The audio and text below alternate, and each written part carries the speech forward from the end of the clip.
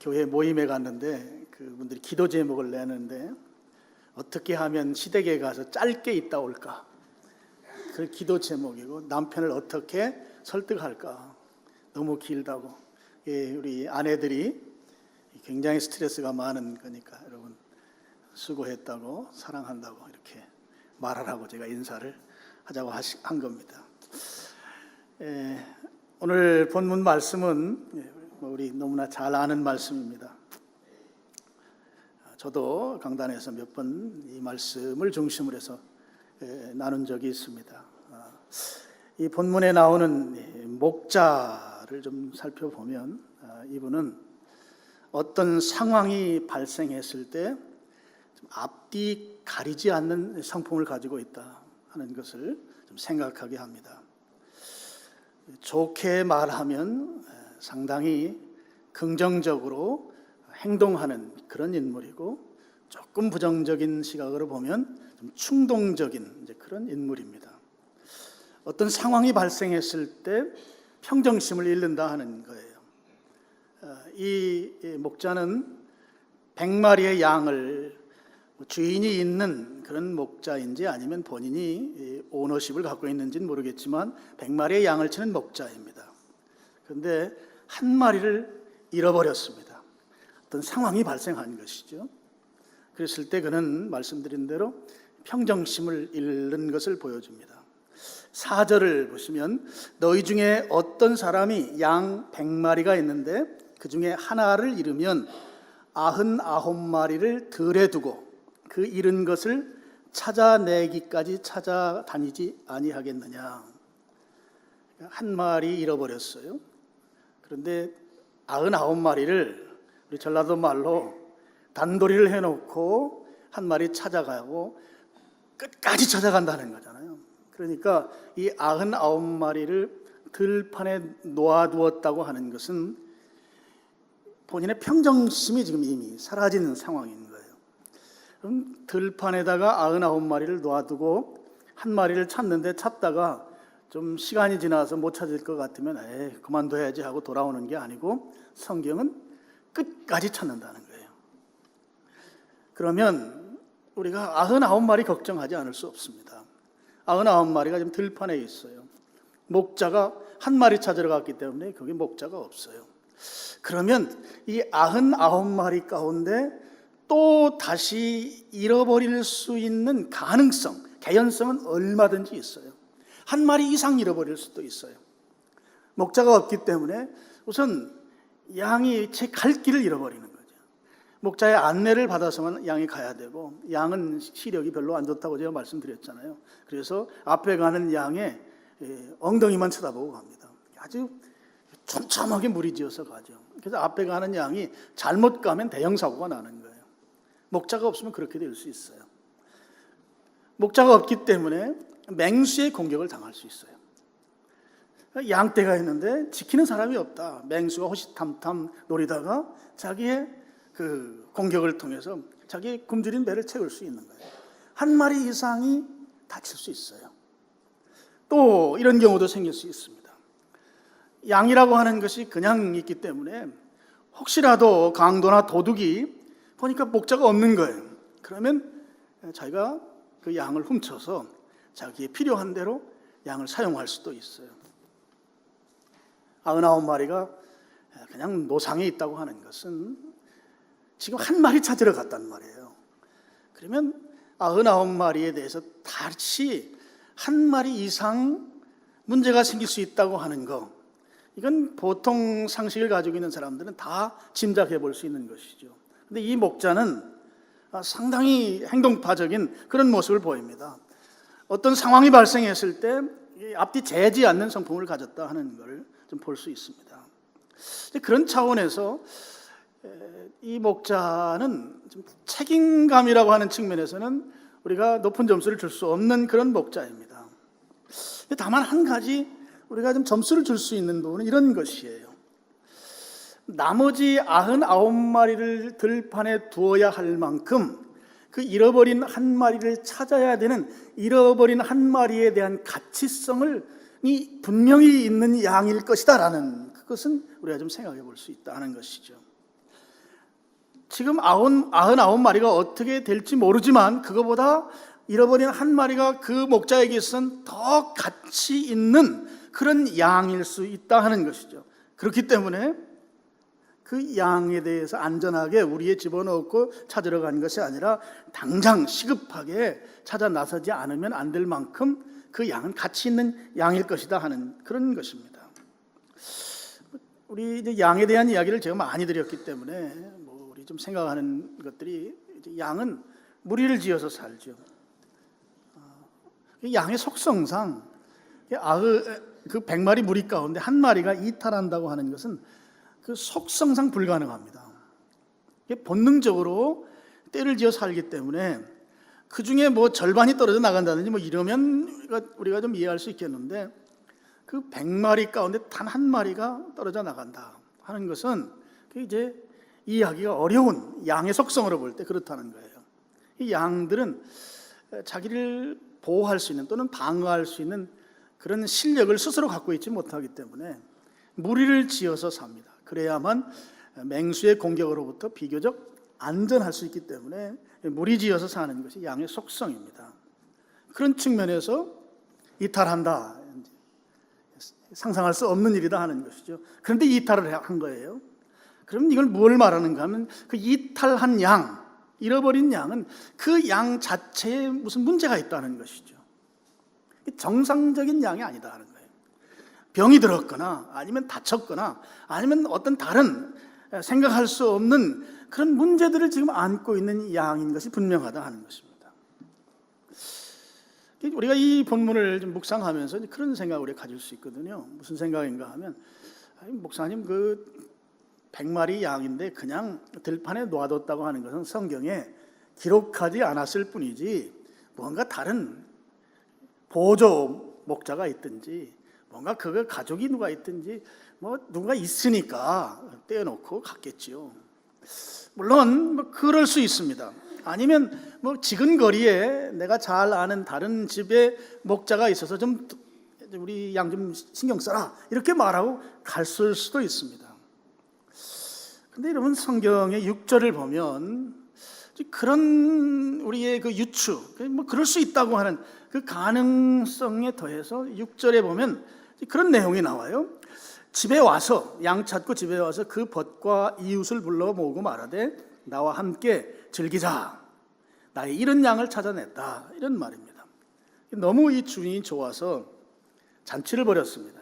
식구들끼리 오붓하게 즐거움을 나눈 게 아니고 친구들, 이웃 사람들 다 부른 거예요. 그래서 그야말로 잔치를 한 것입니다. 제가 예전에도 말씀드렸지만, 여러분이 잔치를 벌였다, 그러면 잔치를 하려면 비용이 지불돼야 돼요. 그럼 이제 우리가 이런 생각을 좀 해볼 필요가 있어요. 물론 이것은 결과론적인 것이지만, 양이 잃어버렸다가 찾았어요. 근데 적어도 양의 속성으로 볼 때 그 무리로부터 한 마리가 떨어져 나간다고 하는 것은, 이 양은 우리가 생각할 때 뭔가 문제가 있는 양이란 말이에요.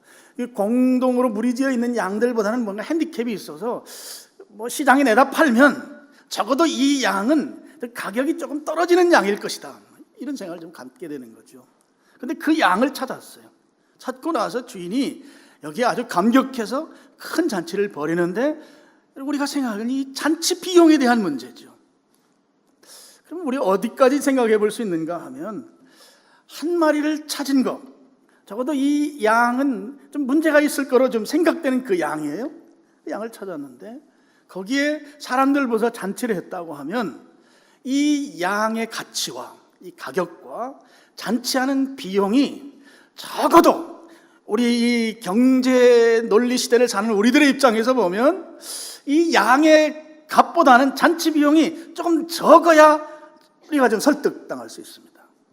그런데 많은 사람들을 초청했어요. 그 사람들과 함께 식탁을 나눈다고 하는 것은, 제가 생각할 때는 이 양의 가치보다 훨씬 더 많은 비용을 지불하지 않으면 지금 이 잔치가 성립이 될 수 없다는 것이죠. 그러니까 지금 이 목자는 상당히 우리가 볼 때 상식적으로 맞지 않는 아주 행동파적인 또는 좀 충동적인 그런 인물, 그런 목자라고 하는 것을 우리가 좀 생각해 보게 되는 것이죠. 이해가 잘 안 가는 그런 인물이다 하는 것입니다. 근데 이 이야기를 예수님께서 비유로 말씀하셨어요. 그럼 무엇인가 예수님께서 의도하신 바가 있는 것이죠. 자, 이게 좀 얼토당토하는 이 목자가 한 사람이 있다. 그런데 이게 그냥 한번 길 들판에 놔두고 가서 한 마리 찾으러 갔으면 거기까지 우리가 좀 다른 상상력을 동원해서 그럴 수 있겠다. 근데 잔치를 벌였다. 잔치를 벌였을 때 그 비용 지출에 있어서 잔치 비용이 훨씬 많이 나갔을 것이다. 그럼 이렇게 앞뒤가 안 맞는 목자의 이야기를 예수님이 비유로 말씀하셨단 말이에요. 그러면 예수님이 그 비유를 말씀하신 의도가 분명히 있을 거란 말이에요.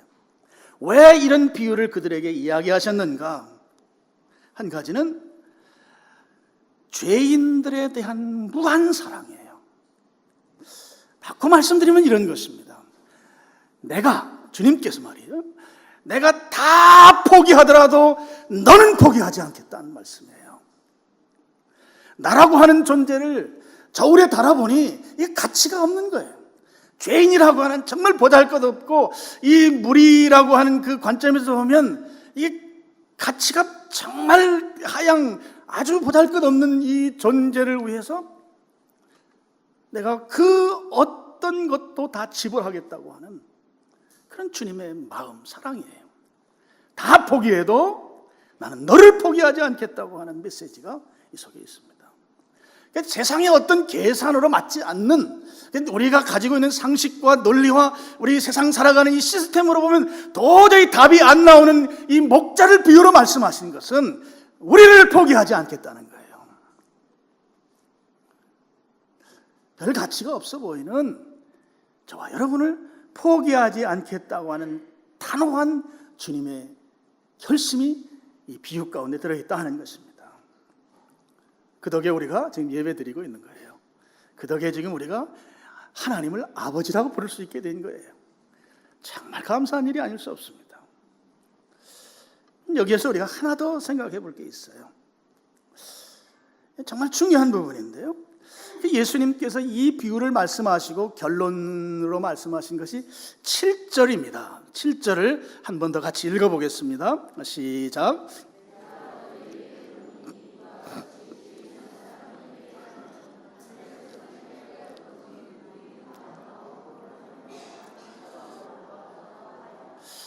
이 주님께서 우리를 결코 포기하지 않겠다 하시고 7절에 가서 그 비유에 대한 설명을 하시는 거죠. 하늘에 있는 의인 99보다 죄인 한 사람이 회개하고 돌아오는 것을 더 기뻐하겠다 하는 거예요. 이 부분이 우리 간단히 넘어갈 수 없는 부분이에요. 여러분, 하늘에 의인이 99이 있다는 거예요. 그럼 이 하늘에 있는 이 의인들은 지금 무엇을 하고 있을까 하는 걸 생각해 봐야 돼요.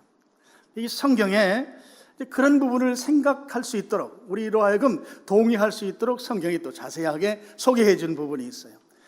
지금 하늘에서, 하나님 계신 그곳에, 천상에서 의인들이 지금 무엇을 하고 있을까 하는 거죠. 요한계시록 4장 8절부터 11절인데요. 스크린에 좀 보여주시고 제가 성경을 읽어가면서 좀 설명을 하겠습니다. 4장 8절, 네 생물은 각각 6날개를 가졌고 그 안과 주위에는 눈들이 가득하더라. 그들이 밤낮 쉬지 않고 이르기를, 밤낮 24시간 365일 거룩하다 거룩하다 거룩하다 주 하나님 곧 전능하신 이여, 전에도 계셨고 이제도 계시고 장차 오실 이시라. 주님을 찬양하고 있어요. 9절, 그 생물들이 보좌에 앉으사 세세토록 살아계시는 이게 하나님입니다. 하나님께 영광과 존귀와 감사를 돌린다.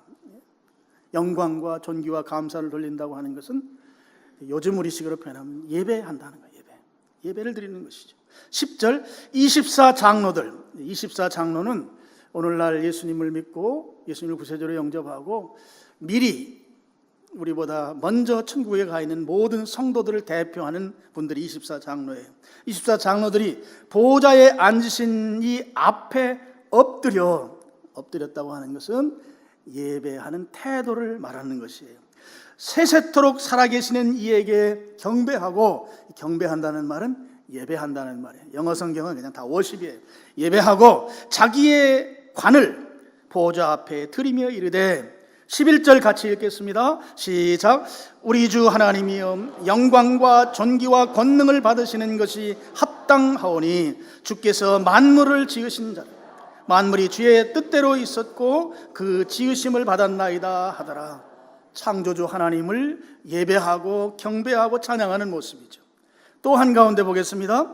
요한계시록 5장 11절부터 14절입니다. 제가 읽겠습니다. 11절. 내가 또 보고 들으매 보호자와 생물들과 장로들을 둘러선 많은 천사의 음성이 있으니 그 수가 만만이요 천천이라. 하나님의 피조물들이 이루 말할 수 없이 많이 있는 것을 만만이요 천천이다 이렇게 말합니다. 그들이 큰 음성으로, 12절, 큰 음성으로 이르되 죽임을 당하신 어린 양, 예수님이시죠. 어린 양은 능력과 부와 지혜와 힘과 존귀와 영광과 찬송을 받으시기에 합당하도다. 예수님을 예배하고 찬양하는 모습이에요. 13절. 내가 또 들으니 하늘 위에와 땅 위에와 땅 아래와 바다 위에와 또 그 가운데 모든 피조물이 이르되 보좌에 앉으신 이와, 하나님을 말해요, 어린 양, 예수님을 말해요, 어린 양에게 찬송과 존귀와 영광과 권능을 세세토록 돌릴지어다. 영원히 예배 받으실 분, 그분에게 예배를 드립니다 이런 뜻이에요. 14절 같이 읽겠습니다. 시작. 네 생물이 이르되 아멘 하고 장로들은 엎드려 경배하더라. 그래서 경배, 예배입니다. 여기에 장로들은 엎드려, 예배의 태도예요. 경배했다, 예배했다 이렇게 나왔어요. 그럼 여기에 장로들은 속에 오늘 누가복음 15장 7절에 나오는 의인 99명이 포함되어 있어요. 장로들로 표현되는 성경의 요한계시록의 이 대표되는 성도들로 24장로가 이야기되는데, 그 속에 여기 누가복음 15장 7절에 나오는 의인 99명이 포함되어 있다는 거예요.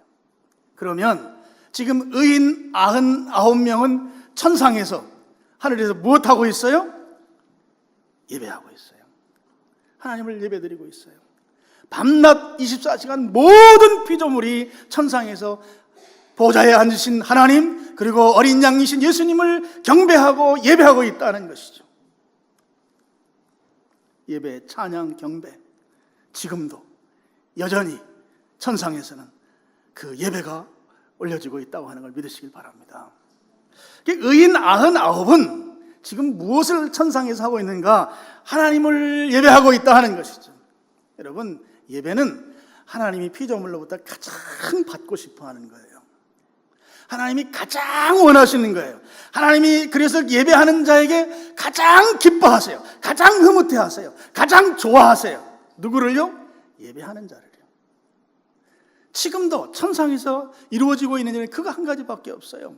예배밖에 이루어지고 있지 않아요. 그 속에 의인 99명이 예배드리고 있단 말이죠. 그걸 하나님이 기뻐하신단 말입니다.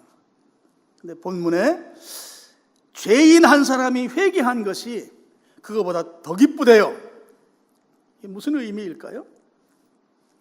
하나님이 정말 기뻐하시는 것이 예배드리는 거예요. 예배.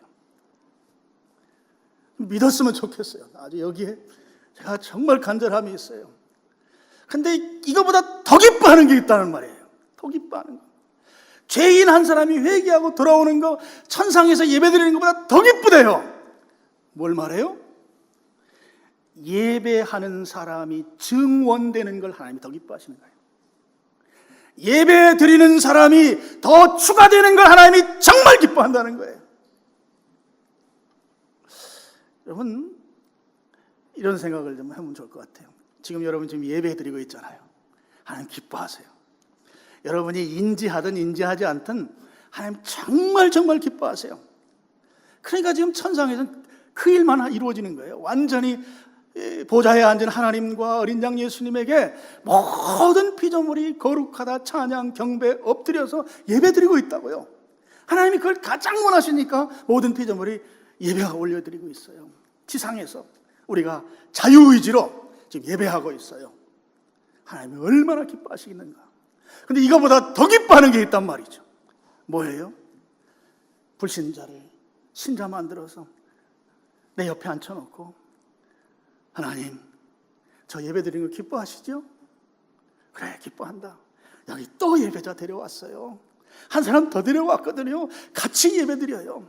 오늘 본문에 의하면 그걸 하나님이 너무너무 좋아하신다는 거예요. 매우 많이 좋아하신다는 거예요. 엄청나게 좋아하신다는 거예요. 하나님이 가장 기뻐하시는 것, 그것보다 더 기뻐하는 것은 내가 예배드리면서 동시에 내 옆에 다른 예배자를 새로 충원해서 증원해서 더 데려다 놓고 같이 예배드리는 것, 이걸 원하신다는 거예요. 이걸 더 기뻐하신다는 말씀이에요.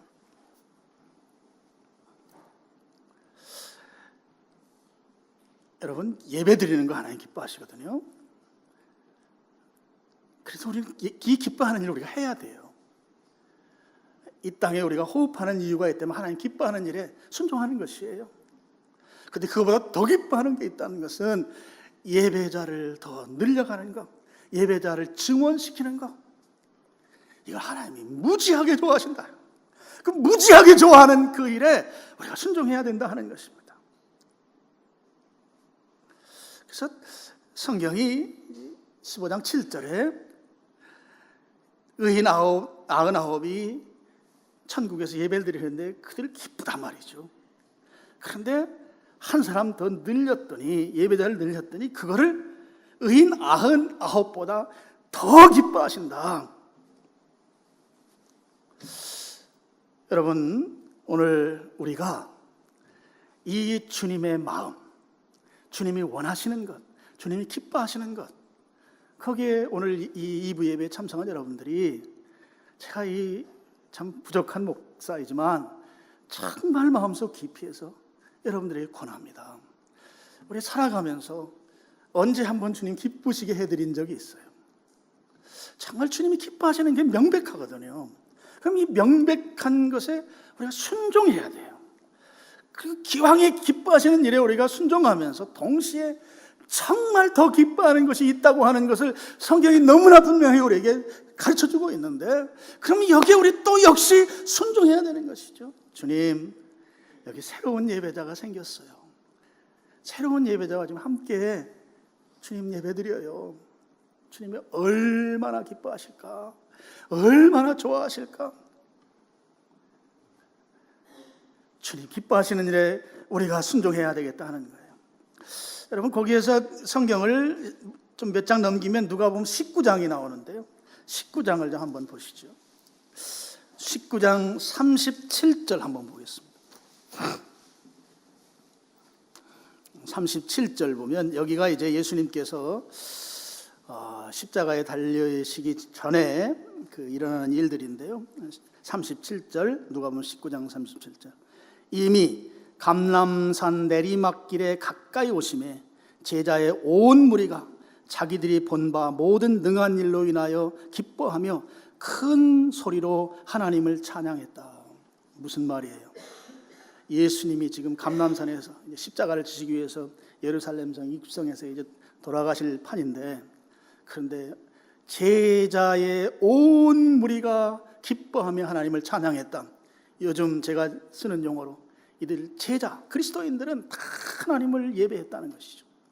그 예배자의 삶의 모습을, 예배자의 태도를 지금 보여주고 있습니다. 그러면서 38절에 같이 읽겠습니다. 이르되 찬송하리로다. 주의 이름으로 오시는 왕이여, 하늘에서는 평화, 가장 높은 곳에서는 영광이다. 하나님을 찬양하잖아요. 찬양이 예배인 줄로 여러분 아시기 바랍니다. 그래서 예배하는 것에 대해서 여러분 요한계시록에도 말씀하셨고, 또 우리 오늘 본문 누가복음 15장에서도 그 예배자를 기뻐하시는 그 모습을 보여주셨고, 동시에 예수님이 그 마지막 십자가 사역을 앞두고 있을 때 그들이 보여주는 이 모습, 예배의 모습을 주님께서 지지하고 계시는데요. 그 지지하는 내용이 40절이에요. 19장 40절. 19장 40절을 또 같이 읽어보겠습니다. 대답하여 이르시되 내가 너희에게 말하노니 만일 이 사람들이 침묵하면 돌들이 소리 지르리라 하시니라. 이 사람들이 예배 못하게 되면, 지금 사실 앞에 바리새인들이 예배 못 드리게 하려고 태클을 강하게 걸고 있거든요. 그 앞구절입니다. 그게 39절인데 그럴 때 예수님이 하신 말씀이에요. 이 사람들 침묵하게 만들면, 그러니까 예배자의 삶을 살지 아니하면 그러면 돌들이 소리 지를 것이다 하는 거예요. 무슨 말씀인가요? 이 하나님께서는, 예수님께서는 결코 어떤 경우에도 예배 받으시는 것을 포기하지 않으시겠다는 말씀이에요. 주님이 가장 원하시는 건, 모든 피조물로부터 원하시는 것이 예배라고 하는 것을 천명한 것이죠. 굉장히 단호한 말씀이에요. 제가 예전에 이 부분을 설교하면서 이렇게 얘기했던 적이 있어요. 돌들이 소리 지른다. 사실 하나님이 그때 설교할 그렇게 제가 설교했습니다. 돌을 들어서 하나님 쓰실 수 없다. 오히려 우리들에게 침묵하지 말라고 하는 하나님의 그 간곡한 호소가 이 속에 들어있다. 그렇게 말씀을 드렸는데, 제가 최근에 이 말씀을 묵상하면서 그보다 더 깊은 뜻이 있다는 사실을 알았어요. 성경의 돌은 두 가지 큰 의미가 있어요. 하나는 산 돌로서 예수님, 그리고 예수님을 따르는 제자들. 베드로전서 2장에 보면 거기에 산 돌은 리빙스톤, 그리고 그를 따르는 사람들은 복수형을 붙여 스톤스 이렇게 붙어 있어요. 영어 성경에 보면. 그러니까 돌은 예수님과 그의 제자들, 믿는 자들을 말해요. 이 한 가지 의미가 있어요. 또 한 가지 의미가 있어요. 유대인들이 유대인의 공동체를 유지하고 보존하기 위해서 그 공동체에 위배되는 행동을 하거나 율법을 저해했을 때 그들을 죽이는 사형 도구가 바로 돌이라는 것이에요. 어떻게 보면 굉장히 정반대적인 돌의 쓰임새입니다. 한쪽은 산돌로서 예수님, 또 반석으로 표현되는 예수님, 그리고 그를 따르는 제자들을 말하지만, 동시에 또 하나의 돌은 유대인들이 그들의 공동체를 보존하기 위해서 그 공동체에 해악이 되는 자들을 죽이는 사형 도구가 돌이다 하는 것이에요. 여러분, 후자를 생각한다면 하나님이 기뻐하시는 일 뭐예요? 예배 드리는 일이고, 더 기뻐하시는 일은 예배자를 증언하는 것이에요. 그런데 이것을 하지 않는다면 돌들이 소리 지른다는 것이죠. 돌들이 가만히 안 있겠다는 거예요. 그러면 유대인 공동체가 말하는 이 돌이 사형도구로 쓰임받는다는 관점에서 이 돌은 침묵하게 되면 침묵 안 하는 사람들로 교체시키겠다는 말이에요. 엄중한 말씀입니다. 가만히 있으면, 기뻐하는 일에 헌신하고 기뻐하는 일에 충성하고 기뻐하는 일에 순종하지 아니하면 그 안 하는 사람을 바꿔버리겠다는 것이죠. 굉장히 엄중한 말씀이에요. 돌들이 소리 지른다고 하는 것이. 그래서 우리 기독교 신앙이 굉장히 극단적인 면이 있어요. 그래서 좀 지성인들은 별로 안 좋아하죠. 너희들은 왜 흑백 논리만이냐. 그 다음에 여기에 편승해서 어떤 사람들은 뭐 교회 밖에도 구원의 길이 있다고 하는 정말 쓸데없는 이야기를 하는 참 정신 나간 사람들도 있어요. 근데 진리는 결국 하나밖에 있을 수 없는 것이죠. 그래서 좀 극단적이에요. 좀 죄송해요. 현대 지성인들에겐 적당하게 좀 이렇게 여러 안이 제시되고 하면 좋은데, 성경은 상당히 극단적입니다. 복음을 전하고 하나님이 기뻐하시는 인생을 사는 자, 그 사람 하나님이 자녀 삼아 주신다는 거예요. 천국을 유업으로 주시겠대요. 그러니까 굉장히 극단적 기쁨의 장소, 기쁨의 사람으로 만들어 주시겠다는 거예요. 근데 그와 반대로, 그런데 참여하지 않고 침묵하면, 그러면 돌들이 소리 지르겠다는 것이죠. 그 자리에 마땅히 있으면서 행해야 될, 감당해야 될 그런 사명을 감당하지 않으면 그 자리에 있을 필요가 없다는 것이에요. 얼마나 극단적입니까? 그게 돌이에요. 돌이 소리 지르는 것이에요. 오늘 여러분이 주보를 받으시고 별지가 하나 있는 것을 보았을 것입니다. 그 별지가 별로 이렇게 반갑지 않은 별지입니다. 제가 한 2003년, 4년, 5년 이 어간에 그 책을 한 권 쓰고 교회들이 저를 초청을 해서 제가 많은 교회를 다녔는데요.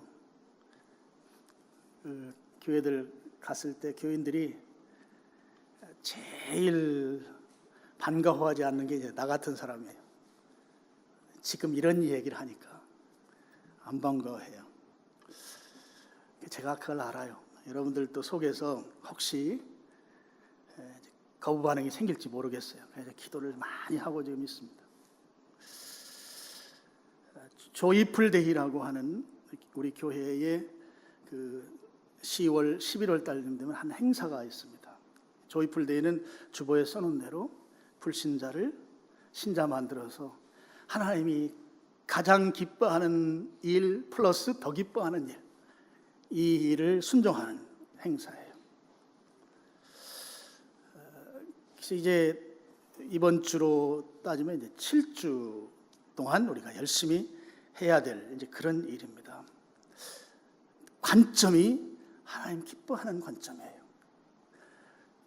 억지로 하고 마지못해 하고, 여러분 우리가 인간관계가 친하다고 해서요, 친한 인간관계를 여기 와서 안 치는 거 두세 번 하면 많이 하는 거예요. 이것은 이 예수님 믿는다고 하는 것은 친소 관계 때문에 그 예수님 믿고 이런 거 아니에요. 전도라고 하는 게 그래요. 그럴 것 같으면 우리 가족들은 이미 다 믿어야 맞잖아요. 근데 그게 안 되는 거예요. 그래서 여러분, 이번에 저는 여러분에게 정말 좀 간곡하게 부탁을 드려요. 이렇게 부탁드리는 이유가 하나가 있어요. 제가 오늘 돌 이야기 했잖아요. 제가 처음 이야기를 한 거예요. 돌. 사람을 바꿀 수 있다. 이게 간단치 않은 이야기예요. 그래서 여러분이 이번에 꼭 이 주님이 기뻐하신 일을 해야만 내가 이 땅에 살아야 될 의의가 있어요. 목적이 있어요. 그리고 하나님이 이 땅에 나를 살려줘야 될 이유가 되는 거예요. 다른 이유는 없습니다. 저는 그렇게 생각해요. 우리 믿는 신자라 할지라도 주님이 내가 이 땅에 호흡하고 더 행복하게 살고 경제적으로도 넉넉하게 살아야 될 이유가 있다고 하면 하나님이 기뻐하시는 일, 이 일 하는 거 외에는 없다는 거예요. 그래서 여러분이 이 하나님이 기뻐하시는 일, 예배자가 되는 거예요. 하나님이 더 기뻐하시는 일, 새로운 예배자를 만들어내는 일이에요. 물론 만드는 일은 성령님이 하실 거예요. 그래서 여러분이 이제 좀 주보를 잠깐 보면 좋겠어요. 주보를 잠깐 보시면 그 아침 편지라고 한 데를 잠깐 보시죠. 여러분, 이 조이풀 데이 전도 대상자 정하는 걸 좀 제가 이 시간에 잠깐 설명을 하고 싶어요. 누구를 정할 것인가? 여러분 각자 휴대전화에 보면 그 전화번호 목록이 있습니다. 그 목록을 쭉 보시면서 불신자나 타종교인들의 명단을 전부 뽑아서 백지에 적어 놓습니다. 그리고 두 번째는 그 중에서 내가 직접 만날 수 있고 또 직접 전도가 가능한 또는 섬길 수 있는 사람들을 선별합니다. 그건 가능합니다. 오늘 우리 이 핸드폰에 그 목록이 다 있어요. 뭐 몇백 명씩 있습니다. 그렇게 해서 그분들 중에 다른 교회 다니거나 이런 분들은 그냥 두시고 불신자나 또 타종교인의 명단을 뽑아서 그 중에 내가 만날 수 있고 전도가 가능한 사람을 이제 선별해 체크하는 것이죠. 그 다음에 그 선별된 사람들 목록을 마음에 품고 한 주에서 2주간 동안 기도하는 것입니다. 하나님을 기쁘시게 할 그 생명, 내가 내 옆에 좌석에 앉혀서 하나님 새로운 사람 예배자 증언했어요. 하나님 정말 기쁘시죠? 할 그 사람을 정해달라고 기도하는 거죠. 그럼 네 번째, 기도에 집중하면 성령님께서 내가 전도하지 않으면 지옥 가게 될 그 사람들을 드러나게 하십니다. 감동을 주고 그 영혼에 대해서 막 불쌍한 마음이 들고 견딜 수 없는 측은지심이 생기게 해요. 그 사람이 바로 내가 복음을 전하고 전도할 사람이죠. 그러면 그 사람들을 전도 대상자로 정하고 나의 VIP 이 카드, 오늘 드린 거 이 카드에 기록해서 헌금함에 여러분이 넣어주시면 저희가 받아서 다시 복사해서 복사한 것을 여러분에게 다시 돌려드리겠습니다. 그 다음에 중요한 것이 기도짝이에요. 기도하지 않으면 안 된다. 그래서 기도짝을 정해야 합니다. 여러분 그 VIP 카드에도 기도짝을 정하도록 이렇게 해놨어요. 기도짝은 어떻게 정하는가? 일주일에 한 번 정도 이상 만날 수 있는 성도 중에서 기도짝을 정합니다. 그분에게 요청을 하세요. 이번 조이풀데이 영혼 구원하는 일, VIP 전도하는 일에 내 기도 파트너가 되어주세요. 이렇게 말씀을 하셔서 그분의 동의를 얻어서 이제 기도짝으로 그 이름을 적어서 내면 되는 거예요. 이때 여러 사람이 나에게 기도짝이 되달라고 하는 분이 생길 수 있어요. 그러면 그건 감사함으로 받아야 합니다. 그렇다고 너무 많으면 또 실제 기도하는데 어려움이 있으니까 사람들이 나에게 기도해 주세요 이렇게 말한다고 하는 것은 그만큼 나를 영적인 사람으로 또 기도하는 사람으로 인정한다는 것이죠. 그러니까 웬만하면 그 사람들을 기도짝으로 이렇게 그분들의 기도짝이 되어주라는 것입니다. 그 다음에 두 번째, 기도짝이 되기로 약속한 후에 기도짝과 함께 매일 언제 어디서 몇 분씩 기도하겠다고 서로 구체적으로 약속해야 합니다. 이게 중요합니다. 정하지 않으면 기도 약속이 흐지부지 되고 기도한다고는 말은 했지만 기도 안 할 확률이 더 높습니다. 그래서 새벽 예배 때 기도한다든지 아니면 사무실에서 점심시간에 10분씩 기도한다든지 이렇게 구체적으로 기도짝과 약속을 하는 것이죠. 그 다음에 세 번째는 내 전도 대상자, 이미 정해진 전도 대상자에게 연락을 해서 그분의 기도 제목을 받습니다. 불신자에게도 기도 제목이 있어요. 기도라는 것은 대한민국 사람 다 알아요. 불교에도 기도가 있기 때문에 기도가 무엇인지 알아요. 물론 다 자기 소원을 아마 이야기할 거예요. 그러면 그걸 받아서 기도 제목에 포함시키고 그 영혼 구원을 위해서 기도짝과 정한 시간에 기도하는 것입니다. 거기 중요한 말입니다. 전도는 기도한 만큼 된다. 그래서 이 7주간 동안 집중해서 좀 기도하면 좋겠습니다. 그리고 네 번째, 기도짝과 일주일에 한 번씩 만나서 기도 제목을 점검하면서 기도 제목이 바뀔 수 있어요. 수정될 수 있어요. 기도가 응답된 것 아니면 더 추가해야 될 것을 서로 나눕니다. 예배 끝나고 시간을 가질 수도 있고 여러분 다양하게 만나서 이야기를 할 수 있습니다. 그렇게 해서 기도 제목을 바꿔가면서 7주 동안 하는 것이죠. 그 다음에 이제 중요한 것이 목자나 리더들이 할 일입니다. 자기 목장 식구들이 기도짝하고 기도를 잘하고 있는지를 묻고 점검합니다. 점검하는 게 중요해요. 점검하지 않으면 기도를 소홀히 할 수 있어요. 안 할 수도 있어요. 여러분 지금 우리가 제자 훈련하는데 제자 훈련하는 그 시간에 가장 많이 하는 게 점검하는 거예요. 점검. 일주일 동안 어떻게 살았는지, 예수님을 닮는 삶을 살았는지 점검이 굉장히 중요합니다. 그래서 리더들이, 목자들이 그걸 꼭 점검해서 일주일간 하는 거죠. 7주간 하는 것입니다. 그렇게 이 전도 대상자를 정하고 이 7주간 일정은 제가 다음 주에 주보에 또 안내해 드리도록 하겠습니다. 이제 말씀을 정리하겠습니다. 지금 하나님이 가장 기뻐하는 일, 예배. 더 기뻐하는 일, 새로운 예배자를 증원해서 새 예배자를 만드는 일. 하나님이 더 기뻐하는 일이다.